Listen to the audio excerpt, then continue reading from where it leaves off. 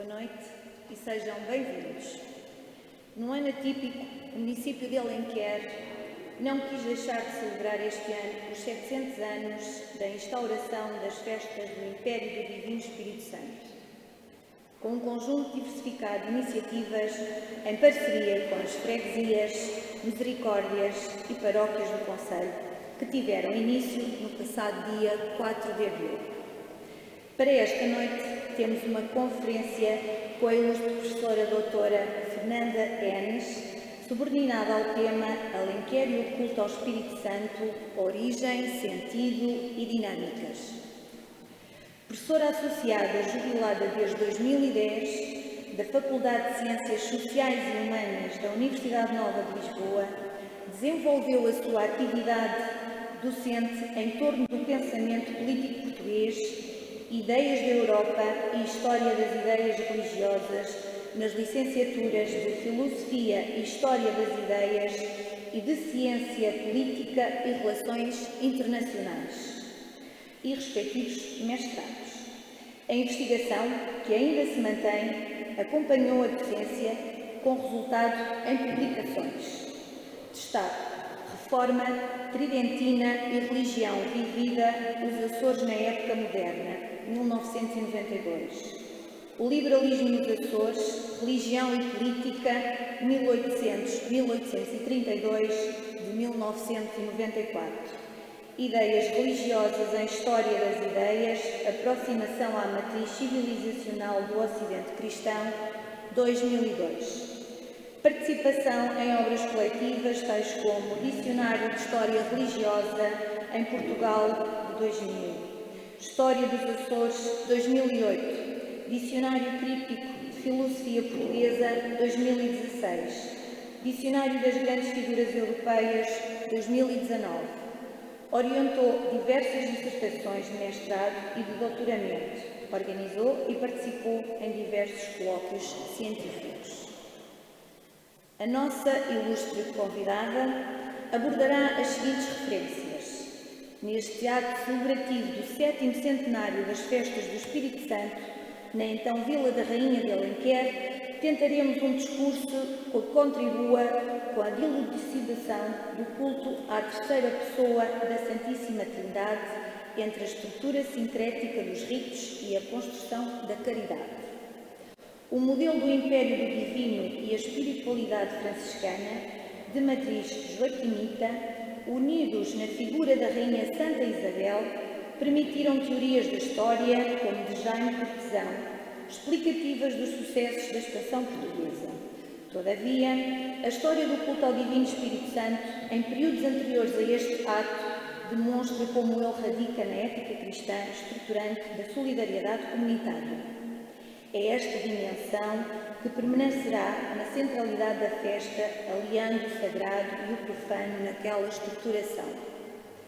A associação do rito do Império, porém, mais do que uma ligação à filosofia milenarista, manteria viva a ideia de restabelecimento da ordem perdida ou ameaçada, uma vez que o seu sentido primeiro é o de aplicação da lei cósmica ao domínio humano, no dizer de George Gusdorf. Não poderá esta dimensão lançar luz sobre a festa levada a cabo sob a tutela da Rainha Isabel, precisamente no clima belicista que à época corria entre o rei Dom Dinis e o herdeiro protegido de sua mãe?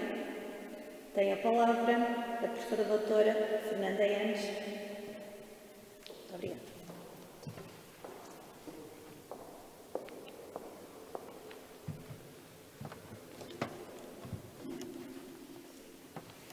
Muito obrigada pelas palavras. Cumprimento e saúdo o Sr. Presidente da Câmara, o Sr. Vice-Presidente, todos os presentes e agradeço desde já o convite. Felicito também o município de Alenquer pela iniciativa em celebrar esta histórica data. Agradeço, já disse que agradecia o convite e de imediato, para não demorar muito, o tempo urge, passo à conferência. Na história, há circunstâncias conjunturais cuja ação, não sei se está muito alto, não está? cuja ação influencia o acontecer futuro. O que nesta vila se passou com a festa do Império há 7 séculos foi decididamente um desses casos. Vários fatores de natureza histórico-religiosa estiveram na origem da realização das festas que hoje comemoramos. Comecemos pelo de longa duração. Reporta-se Alenquer como uma das mais antigas vilas das rainhas, remontando esse estatuto ao reinado de Dom Sancho I, que alegara a sua filha Dona Sancha. Frei António Brandão atribui a esta infanta a presença franciscana nesta hoje cidade em 1217, poucos anos sobre a entrada em Portugal da respectiva ordem. Para o efeito, legou uma ermida fora da vila, junto ao rio, eu creio que será o que hoje se denomina do Espírito Santo, e posteriormente o seu próprio paço, em que se construiria o convento, portanto, neste espaço onde hoje nos encontramos. Estava tomado o primeiro passo, ou estava dado o primeiro passo para o ato que aqui nos convoca. Como Vila da Rainha, Alenquer não fora central no dote da Dona Isabel, atribuído por Dom Dinis na ocasião do casamento. Mas até finais da primeira década do século XIV, o monarca foi aumentando o seu património, transformando-o num imenso potentado. Esta vila, porém, só o viria a integrar após o falecimento da rainha-mãe, Dona Brites, em cuja posse Alenquer se encontrava. Neste efetivo poder reside, a meu ver, o segundo fator decisório. É aquela imensa riqueza que dá capacidade a Dona Isabel de Aragão para se entregar às obras de piedade e de misericórdia em coerência com o espírito franciscano que ela demonstrou toda a sua vida e que está bem expresso na sua vontade de vir a ser sepultada com o hábito de Santa Clara. Esta ação caritativa deu a Dona Isabel, Santa Isabel, enorme influência sobre o tecido social do reino, determinando uma orgânica institucional que, ao assegurar a assistência, promovia a dignificação dos mais pobres e desprotegidos e, independentemente das instituições sociocaritativas terem ou não sido por ela fundadas, certo é que a generosa sustentação que ela lhes atribuiu permitiu o seu revigoramento. São disso exemplo significativo as albergarias do Santo Espírito em Alenquer. O fator imediato, porém, prende-se com a conjuntura específica que à época se vivia no reino, aberta pela querela entre a nobreza e o projeto régio de centralização do poder, que chocava com as ambições senhorialistas, agravada pela insegurança do príncipe, Dom Afonso, que temia ser preterido pelo senhor seu pai na sucessão ao trono em favor de algum dos bastardos. Esta situação, que chegara a envolver o Papa em apoio ao monarca e que culminara na Guerra Civil, e repare-se na data, entre 1319 e 1324, leva Dona Isabel ao confronto direto com o seu esposo em defesa do filho. A rainha empenhava-se na concórdia pacificadora, mas o rei entendeu-a como traição. Mas o que tem Alenquer a ver com a tragicidade desta página do reinado do grande monarca que foi o rei Dom Dinis? E é precisamente neste contexto que Dona Isabel é deportada para Alenquer e expoliada transitoriamente das rendas dos seus domínios pelo monarca.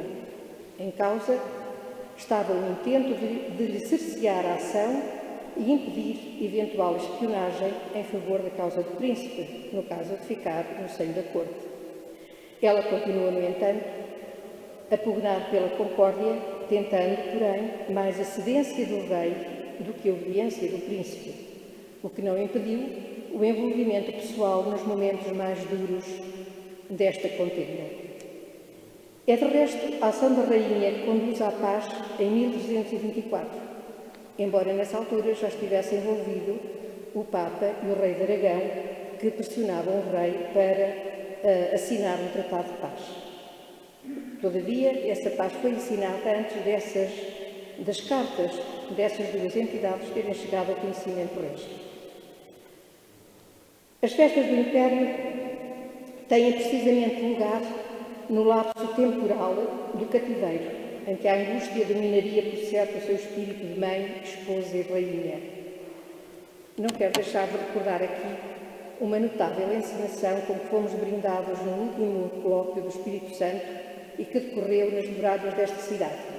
Foi precisamente sobre este tema. Ora, é precisamente em 1321, ano do início do confronto armado, que se efetua a celebração que aqui nos convoca. Aproximemo-nos agora do cerimonial, dos ritos festivos aqui instituídos, sob o manto tutelar da Rainha Santa Isabel, servindo-nos das descrições feitas por diversos biógrafos, entre 500 e 600, e todas semelhantes nos termos, embora diferentes na interpretação, dependendo que estava do sabor fantasioso ligado à geografia na época. Todos lhe atribuem a fundação da Igreja do Espírito Santo. Porém, situada onde está, creio que seria a mesma que a infanta Dona Sancha tinha doado aos franciscanos. Quanto ao tempo das festividades, situam-se entre a Páscoa, com o auge no domingo de Pentecostes, e sua a oitava da Páscoa, como a de Pentecostes, bem como também a de Natal, como se sabe, só terminam no domingo seguinte, portanto é uma oitava grande, porque são festas grandes. Continuando, porém, nos 2 domingos seguintes, creio que até à Trindade. O cenário é de toda a vila, de modo particular o espaço de maior sacralidade, as igrejas do Espírito Santo, ou capela, e a de São Francisco, onde nos encontramos, bem como o percurso que as unia por onde os cortejos processionais circulavam. Os ritos em si integravam, sei que há uma exposição, portanto estou curiosa por ver, espero não me afastar daquilo que está nessa exposição. De qualquer forma, este é um momento fundacional, provavelmente nada estará lá que pertença a esta época. O do céu do Império, onde estava o trono, na Igreja de São Francisco, para onde se encaminhara o imperador, um leigo promovido imperador, em procissão, trajado a rigor e acompanhado por 2 reis. A coroação, um outro momento, é a coroação do imperador pelo oficiante sacerdote, com a coroa doada pela Rainha Santa Isabel. O séquito imperial, integrado por nobres, contou nesta festa primeira com o príncipe Dom Afonso, portador da coroa no cortejo da festa pentecostal, que, saindo de São Francisco, se dirigia para a Capela do Santo Espírito. Ao som de trombetas, estou a citar, cantares e danças por entre a multidão de crentes. Por último, um elemento muito significativo, a candeia, isto é, um rolo de muitas arrobas de cera que ligava a Igreja de São Francisco à de Nossa Senhora da Assunção de Friana, ardente. No entanto, a cera daria para manter as igrejas do termo de Alenquer durante o ano. Manter, portanto, para o culto divino. Continuavam os cortejos processionais por todo aquele longo período festivo que atrás aludi, entre a Páscoa e a Trindade, em que muitas coroações de menor solenidade ocorriam. Portanto, não foi apenas deste dia festivo. A esta vivência popular, semi-religiosa e semi-profana, os autores denominam de mímica. Encerrava-se a festa do Espírito Santo na longa noite dos fogaréus. Há um outro elemento, o socio-caritativo, que mais à frente retomaremos num quadro comparativo de irmandades espiritanas anteriores e posteriores a esta festa da Alenquer. Por agora, citemos apenas a referência de um dos biógrafos, e cito: após a procissão, passa-se à cerimónia de benzer o pão e a carne, que já está preparada e determinada para se repartir pela vila e gastar no dia seguinte no bodo e casa do Espírito Santo. Este é o núcleo central da festa do Império do Espírito Santo. A festa, como Império, como festa do Império, é mesmo fundacional. Na interpretação que fazemos deste culto, expresso nestas festas, consideramos a sobreposição de elementos com origem e sentidos diferenciados. Passemos à análise. Efetivamente, o Espírito Santo, terceira pessoa da Trindade Divina, é central no culto desde a fundação da Igreja, após a descida do Espírito Santo sobre os apóstolos reunidos temerosamente no cenáculo. Mas é também uma das devoções mais populares da Idade Média, onde a sua invocação encabeça as instituições hospitalares, irmandades de socorros e de outras similares. Os textos neotestamentários, ao referirem a promessa de Cristo quanto ao envio do Espírito Santo que os fortaleceria, usam o termo Paráclito. A sua etimologia remete para o plano do sensível, a pessoa da Trindade, que, sob o ponto de vista teórico, maior dificuldade conceptual levanta. Paráclito encerra no sentido literal consolador, intercessor, o advogado de proximidade, aquele que podemos chamar para junto de nós em caso de aflição. Na expressão de Gilbert Durand, o Paráclito aparece como um intercessor da terceira aliança, com uma efusão perpétua e concreta aqui embaixo da divindade. E esta terceira aliança vai ter importância para a continuidade da exposição. Terceira, porque a primeira foi com o Pai no Antigo Testamento, a segunda com o Filho e agora a terceira com o Espírito Santo. Na sua dimensão sensível, mergulha na temporalidade existencial do cristão e é assim que ela é captada na religiosidade popular e pela iconografia. De resto, a figuração que a pedagogia cristã faz do Espírito Santo, a pomba, catalisa em si mesma a dimensão sensível. Pomba era a ave consagrada a Vênus, marcada pela conotação do afeto, da ternura, do amor. Por outro lado, a iconografia da pomba surge associada à das línguas de fogo, em conjuntos de 7 ou de 12 números de carga simbólica em quase todas as culturas e, por sua vez, símbolos imperiais por excelência. O Espírito Santo fica assim associado ao império na sua própria representação. O significado de império e de imperador remete ainda para uma outra dimensão e esta muito próxima de Dona Isabel. Na corte de Aragão, berço da nossa rainha, sob a égide franciscana dos Irmãos do Livre Espírito, vigorava a espiritualidade que podemos classificar de filosofia da história no domínio místico de Joaquim da Fiore, calabrês do século XII. Este monge beneditino advogara a vigência do império do Espírito Santo, a tal terceira aliança, idade última da presença de Deus Trino na história dos homens, antecâmara do fim dos tempos. Filosofia esta que influenciara a corrente franciscana dos espirituais, como já disse. E é através destes espirituais que chegam a Dona Isabel.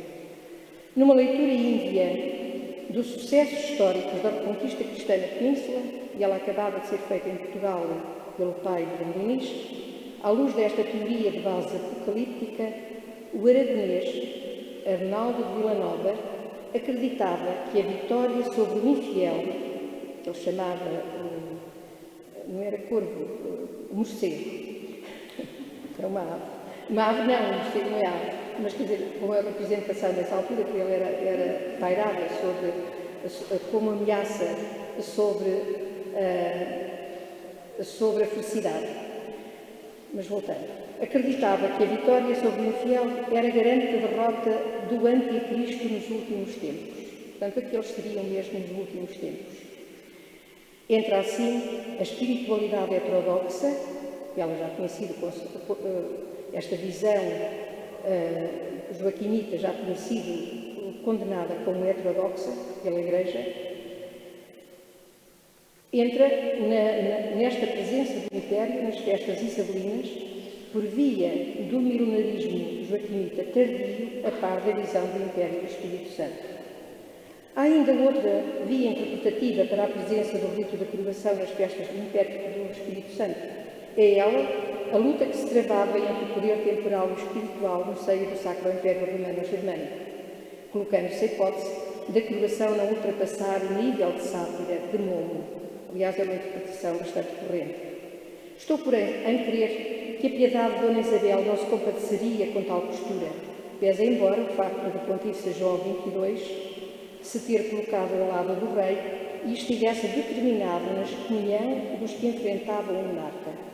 É, portanto, provável que esta perspectiva tenha pesado no universo de sentido gerado pelo conflito acima referido, aglutinando-se com a espiritualidade joaquínita, excluindo a hipótese de sátira, mas aceitando como provável a apropriação do sagrado pelos leigos. Esta teoria assenta melhor, a meu ver, às futuras celebrações espiritanas na forma de império, apropriadas pelas Irmandades, organizadas livremente pelo povo, portando-se ao controle eclesiástico.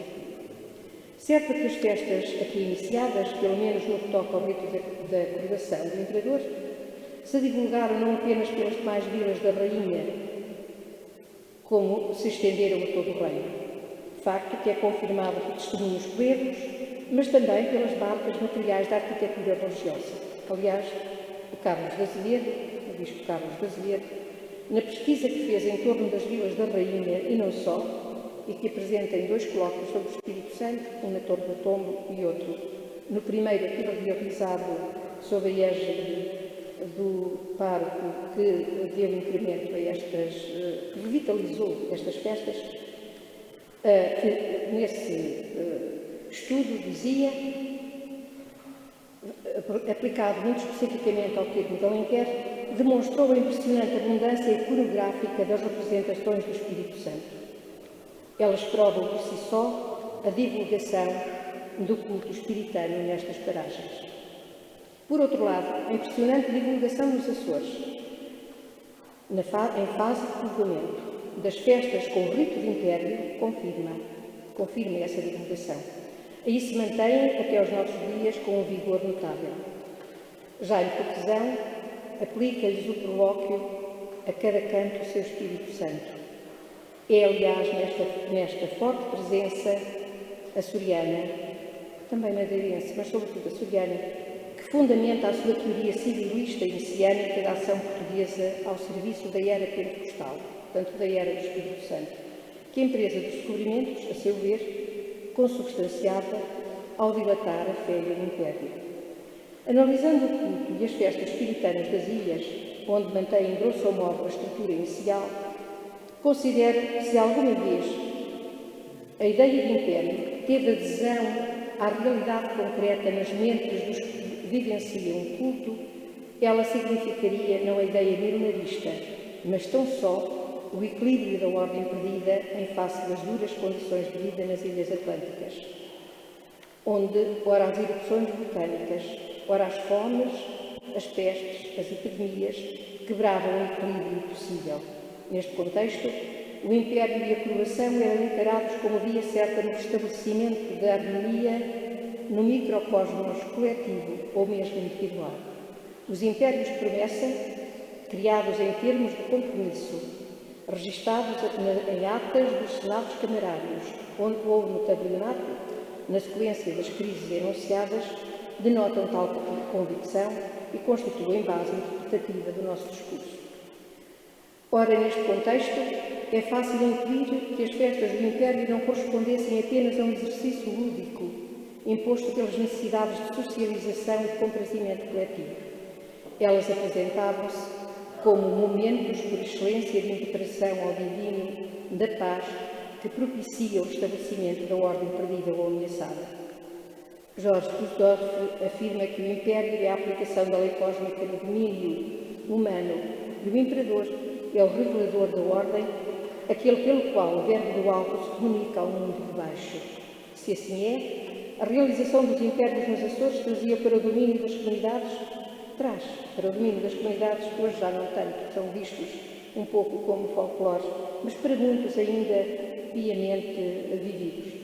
Trazia, portanto, a presença do Espírito Santo, apaziguador e consolador. Teria a Rainha percepcionado na celebração primeira das festas do Império, em plena guerra civil, a hipótese do restabelecimento do equilíbrio perdido? A presença do seu filho Dom Afonso como pajem não significaria a impetração da harmonia, pelo menos no espírito piedoso de sua mãe? Deixemos essas teorias de parte e concentremos-nos agora no último elemento presente nas festas da Rainha acima da chave e suspenso, o da estruturação dos laços sociais em torno da caridade cristã, a festa da abundância e também da festa em si, do momento festivo de solidificação da fraternidade. Se na celebração em Alenquer de 1321 se introduziu o rito do Império, o culto do Espírito Santo é muito possivelmente das festas precederam-na em largo tempo, a esta festa primeira do Império. Entre nós, o compromisso da Irmandade Benavente, anterior à confraria criada por impulso da Rainha em Alenquer, que durante muito tempo foi considerada a primeira, lança luz sobre esta anterioridade. Todavia, as Irmandades de Iniciativa Laica, como ainda hoje acontece nos Açores no tocante ao Espírito Santo, raramente deixam testemunho escrito e muito menos numa época histórica dominada pela oralidade, como era a Idade Média. E por isso é difícil seguir-lhes o rastro, a não ser por via indireta. Uma das mais significativas destas vias está nas visitações, que ao serviço de fins pastorais nos revelam a dimensão da sua presença e regra para lhes corrigir atropelos no que concerne à simbiose entre sagrado e profano, que em regra também a hierarquia não via com bons olhos. Mas a sua existência é extremamente rara para a Idade Média. As leis do reino, a partir de 500, também criticam os excessivos gastos em repastos e folganças promovidos pelas Irmandades. Há, no entanto, e também portanto, a partir de 500. Mas para a Idade Média há um estudo paradigmático, não em território português, que estava, pela invasão muçulmana, tinha ficado durante séculos arredado do mundo cristão. Mas esse estudo paradigmático aplica-se ao território francês, sobretudo ao sul de França, de Pierre Duparc, que atesta o modelo societário e caritativo das festas do Espírito Santo, promovidas por irmandades em épocas muito anteriores à iniciativa de Dona Isabel de Aragão, apoiando-se em registros etnográficos, documentação eclesiástica, notarial e outra, confirma a existência de um sem número de irmandades do Espírito Santo em várias dioceses de França. Provérbio idêntico ao que Jaime Cortesão cita para os Açores é aplicado, por exemplo, ao Auvergne.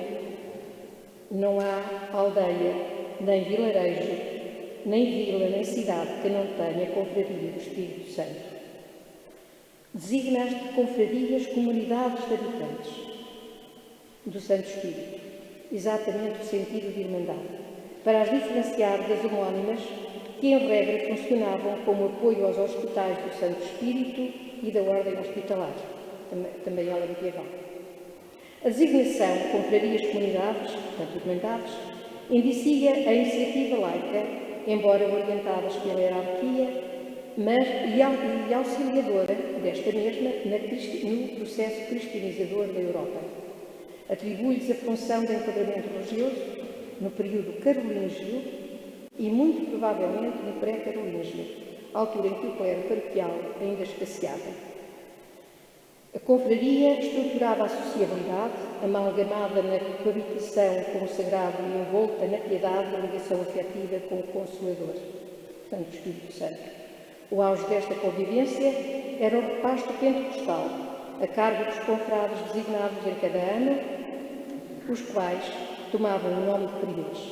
Toda a comunidade, o mesmo é dizer, toda a confraria, participava através de esmolas. O produto em géneros, como é evidente, era guardado no celeiro próprio, o celeiro do Espírito Santo, e a partilha efetuava-se na sala, no quarto do Espírito Santo. Nas vésperas das festas procedia-se festivo e ritualmente à casura do pão no forno do Espírito Santo, à matança dos animais e à preparação do banquete. Os alimentos do corpo transformavam-se em alimentos espirituais através do rito da bênção, distribuídos entre os convivas, segundo liturgia específica. No dia de Pentecostes, após a missa, a população em cortejo processional, o mais solene, porque Os cortejos processionais iam-se fazendo ao longo das semanas, entre a Páscoa e o Pentecostes, na mudança, na preparação nos peditórios, nas participações, na preparação dos géneros para este repasto pentecostal. Por entre cantares e músicas e folganças, aproximava-se, portanto, com este cortejo, aproximava-se da casa do banquete onde se servia a sopa do Espírito Santo. Ricos ou pobres, nobres ou plebeus, tinham os mesmos direitos, diferença apenas na cota a que eram obrigados para a sustentação da Irmandade. Comparando estas com o Ferri e Communauté, com as que conheço nos Açores, as semelhanças são flagrantes. Apenas uma diferença bem notória, a ausência do rito do Império. Ora, nos Açores, cronistas que se reportam às festividades do Espírito Santo, bem assim as descrições míticas, relevam precisamente a dimensão sociocaritativa e o influxo ético sobre as populações. A partilha de bens constitui-se como ato de, estou a citar um dos cronistas, como ato de plenitude da caridade que a todos irmana, superando as clivagens sociais e as desavenças. A elaboração de mitos, a partir de factos, usados como exemplaridade, revelam a vivência e o sentido do culto do Espírito Santo na forma de império, sim, mas reportam-se ao modo como a abundância dos repastos, quer do godo, quer das sopas do Espírito Santo e das pensões, distribuídas em momento de forte carência, derivam da ação milagrosa do Espírito Santo, que, agradado do culto, restabelece a ordem e auxilia os seus devotos.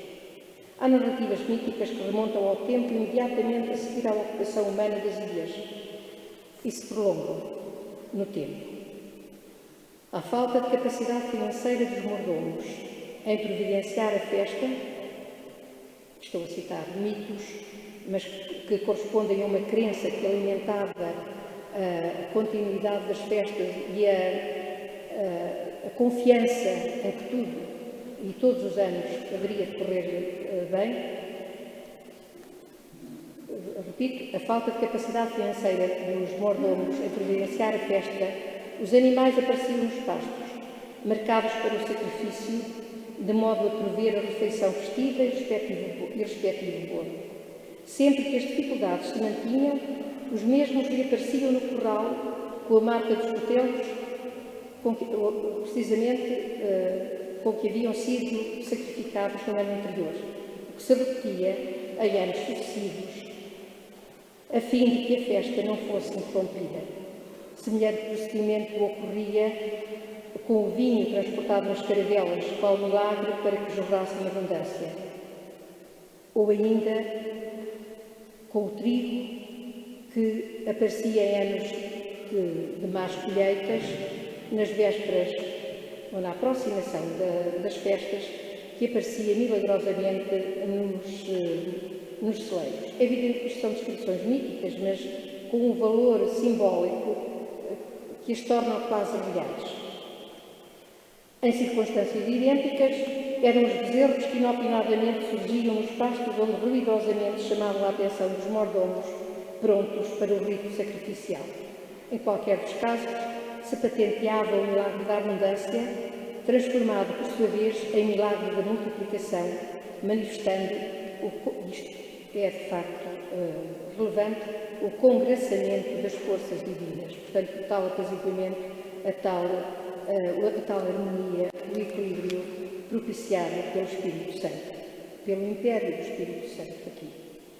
Na época contemporânea, os relatos, embora escassos, dão-nos conta da infinidade de irmandades do Espírito Santo que escapam ao controle eclesiástico e ao político, porque a partir de meados do século XIX, como todos sabem, as irmandades e as confrarias eram obrigadas a reporte ao Ministério do Reino. Um destes, apesar de escapar, havia casos onde esse controle aparecia indiretamente. Numa visita à Grímina, são digamos, relatos que os bispos estão obrigados a fazer quando envias a Roma, isto é, em 1904, o prelado de Angra dizia: a infinidade de irmandades que existe nos Açores representam um verdadeiro escolho para os prelados e clero paroquial. Contudo, são toleradas, acabei de citar, eram toleradas pelo papel que desempenhavam na solidariedade fundada no princípio cristão, em princípio cristão, que é a caridade. Também a imprensa, que proliferou nos Açores no segundo século XIX, coloca-nos face à força socializante e caritativa das festas ao divino, expressão popular, sim, mas que as elites não têm coragem de anatematizar. São elogios à sublime virtude da beneficência, expressões da época, praticada nas festas do Espírito Santo. Não resisto a uma breve citação do jornal maçónico. Eis aqui uma doutrina em que todos se acham acordes. Ninguém nega ao pobre o direito que lhe assiste na mesa do orçamento do mundo. Ou lhe chamemos filantropia ou caridade, oferta ou dever.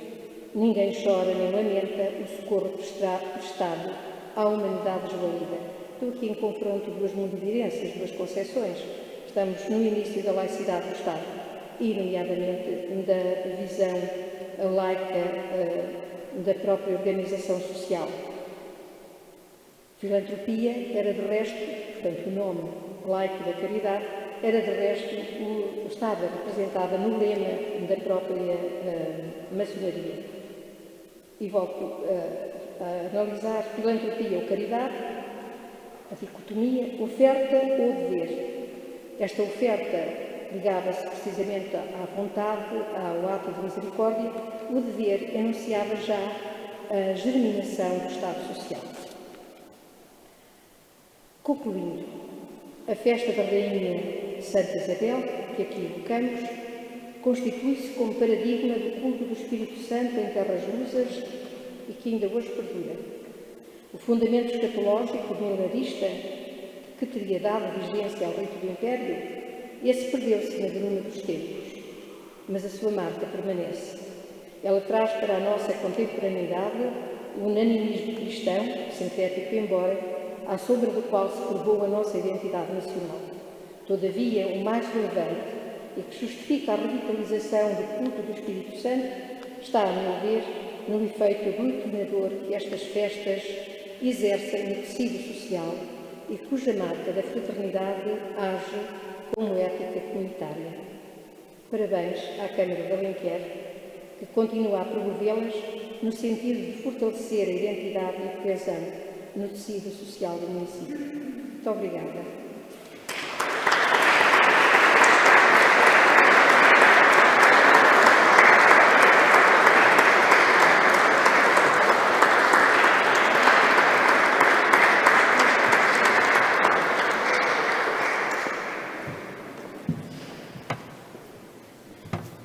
Muito obrigada, professora doutora Fernanda, pela sua eloquente exposição.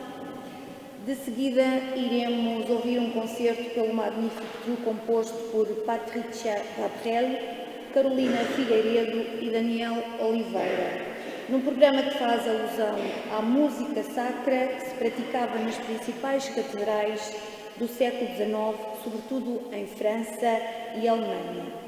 Toda esta música para canto e órgão servia a liturgia em espaços realmente grandiosos e reverberantes, sendo estes mesmos compositores muito devotos.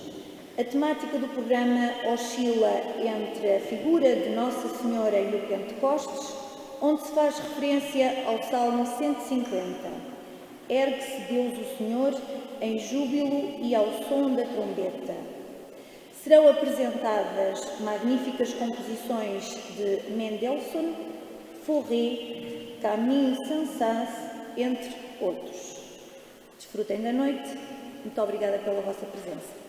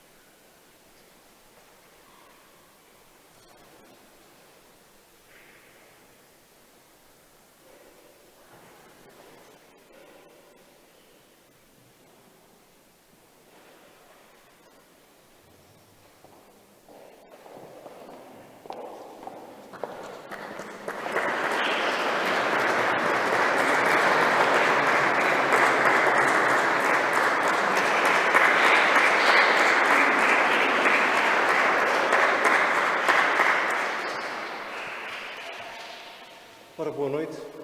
É com muito prazer que aqui estamos também a celebrar, na verdade, esta festa do Espírito Santo. A hora já vai um pouco adiantada, mas vamos de facto viver aqui, não diria um concerto, mas uma autêntica celebração litúrgica, quase como se fosse uma missa. Portanto, o tema, como foi apresentado muito bem, a música romântica, o Espírito Santo na música romântica. Aqui diria também o Espírito Santo e a música mariana. Portanto, toda esta música era feita, de facto, nas catedrais e em contexto de celebração. Eu não me vou alongar muito, porque temos aqui agora estes novos contextos devido à pandemia e aos timings que temos de cumprir. Portanto, irei apresentar o concerto, se calhar teremos que fazer aqui algumas adaptações de última hora, mas é de facto com muito prazer que temos aqui este serão, este sarau de música sacra em prol do Espírito Santo. O primeiro tema que vamos fazer, Ich harrete, de Mendelssohn, é exatamente esta invocação ao Espírito, a confiança no Espírito Santo, a confiança no Senhor. Senhor, eu confio em vós. É esta a tradução que escutaremos.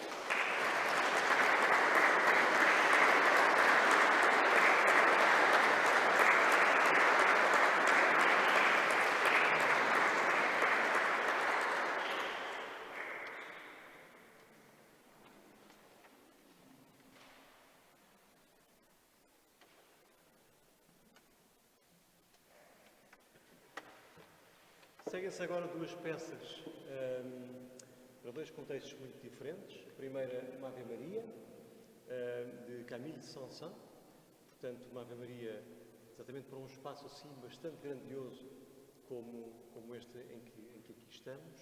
E depois uma peça Pia Jesu, de Fauré, também chamada do Requiem, não é? Portanto, para essa missa, digamos assim, ezequial.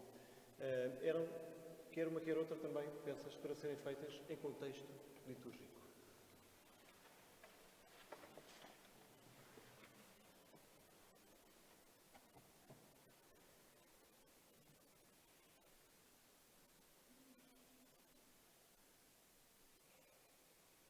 Grazie.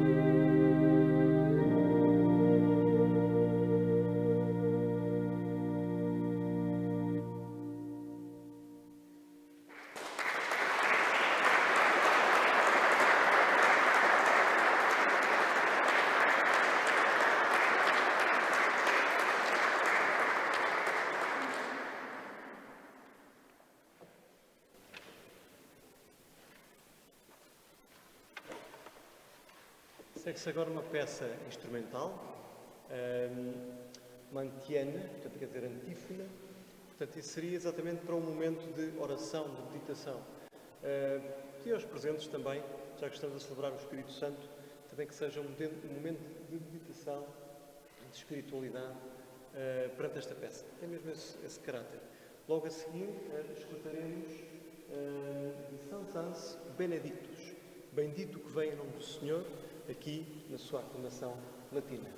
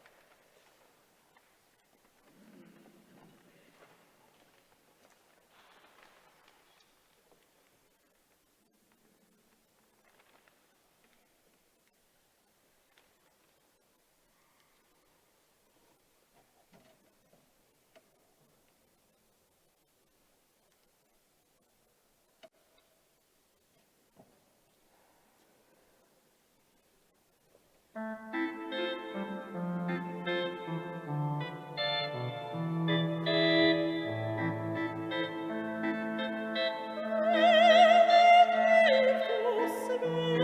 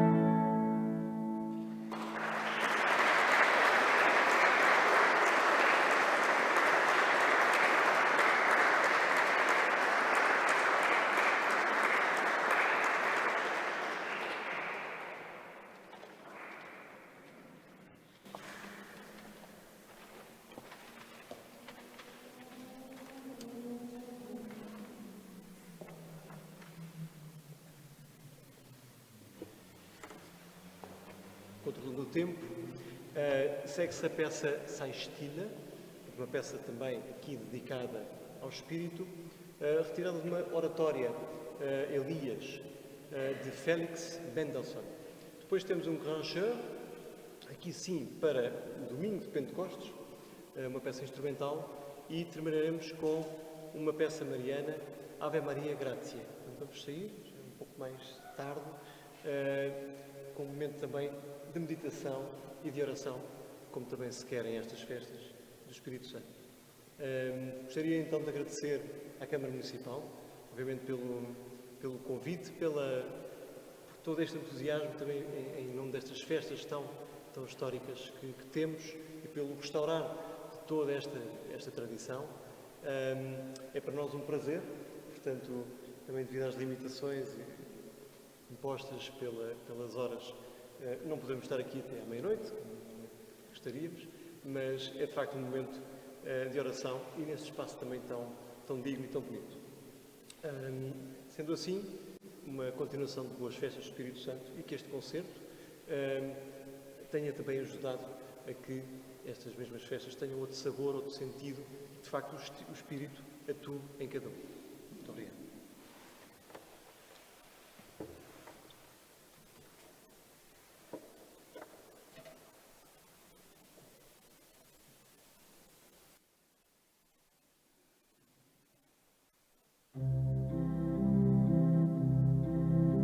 Auf mich, der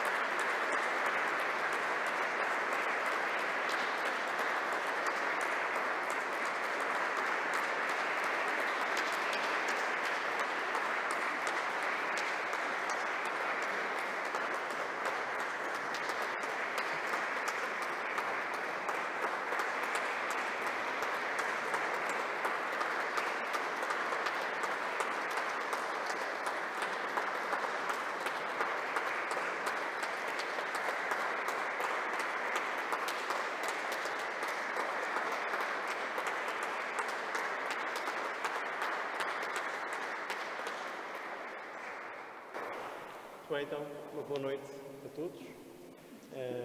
Regras são regras, temos que as cumprir. Espero que tenham então gostado deste momento. Para nós foi realmente um prazer estar aqui neste espaço magnífico. Para mim, com um carinho e um jeito muito especial também por ser alenquerense e porque, de facto, estas origens são realmente muito marcantes.